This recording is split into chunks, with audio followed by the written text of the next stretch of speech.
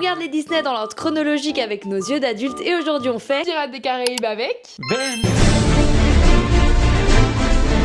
Alors on en a pensé quoi de Pirates des Caraïbes? L'attraction, le film, c'est la meilleure attraction Disneyland. Évidemment tout le monde est au Peut-être ou courant. peut-être pas. Eh bien à la base le film a été fait pour l'attraction et pas l'inverse. Non, ce que je veux dire pas c'est que clair. l'attraction a inspiré le film. En plus, il était dans les tuyaux de Disney depuis la fin de la création, donc genre les années 60. Du coup, quasiment 40 ans dans les tiroirs, parce qu'ils n'arrivaient pas à trouver un scénario qui était intéressant, un réalisateur qui était cool. Spielberg a failli faire le film. Waouh. Ben, c'est un peu le chat GPT de Disney. Mais tu sais quoi, ils ont bien fait d'attendre, hein, parce que même en termes d'effets spéciaux, Bah ouais. on les trouve encore très qualitatifs aujourd'hui. Pendant le combat, quand ils sont dans la forge, à un moment, on peut voir un tatouage donc sur le poignet d'Orlando Bloom. Et c'est le tatouage qu'ils se sont fait à la fin du Seigneur des Anneaux. Et ils ont oublié de le cacher. Et du Ouais. coup, fun fact, ils se sont sûrement rendus compte qu'on le voyait bien. Les séquences d'après où il a les manches relevées, il a un espèce de foulard qui cache, foulard qui n'était pas là avant. Voilà. C'est vrai que c'est incroyable qu'il ait autant marché ce film et qu'aujourd'hui encore, on l'aime. Il a pas trop vieilli. Les musiques, mais c'est incroyable. En fait, c'est vraiment l'archétype du film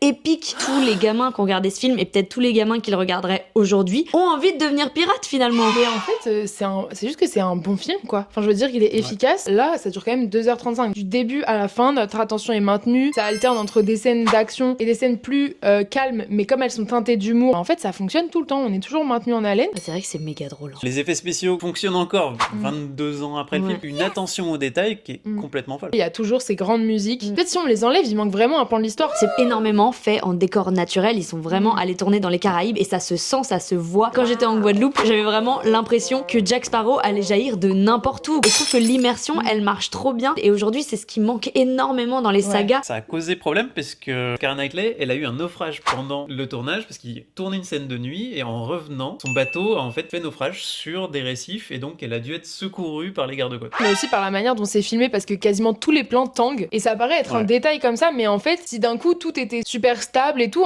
on se sentirait pas dans les bateaux, on se sentirait pas au cœur des batailles et tout. C'est le seul film où ils ont trimballé les scénaristes pendant tout le tournage. Et bah Sur ça le- sent. C'est vrai que c'est quand même fort dans ce film d'avoir réussi, je pense, à replacer chaque fresque de l'attraction à un moment quelque part dans le film. Parce que l'attraction en tant que telle, Pirates des Caraïbes, c'est pas si ouf ce qui se passe. Tu vois, t'es un petit bateau, tu passes, t'as différentes scènes. D'ailleurs, l'attraction Pirates des Caraïbes, elle vient du succès de It's a Small World. Et le prochain, ce sera le monde de Nemo. En fait, on continue sous l'eau finalement. Dans le prochain épisode, on vous organise un concours, alors soyez là. Si vous voulez plein d'autres infos sur le film, il y a 2 ans, j'ai fait une vidéo dessus.